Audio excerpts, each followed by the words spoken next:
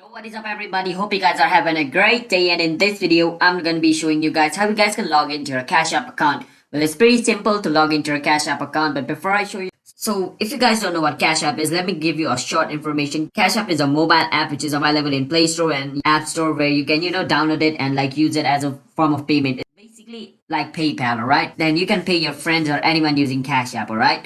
So it's pretty simple. It's just the app which is used for payment. It's basically like PayPal in short form. So if you guys want to know more information, you can search it on YouTube, watch the video. So let me get into the topic, how you guys can log into your Cash App account. So go to your browser or download Cash App on your mobile. I'm using a laptop, so I'm going to show you guys how you guys can do it from your laptop, but it's similar on mobile as well. On mobile, you don't have to go to the website.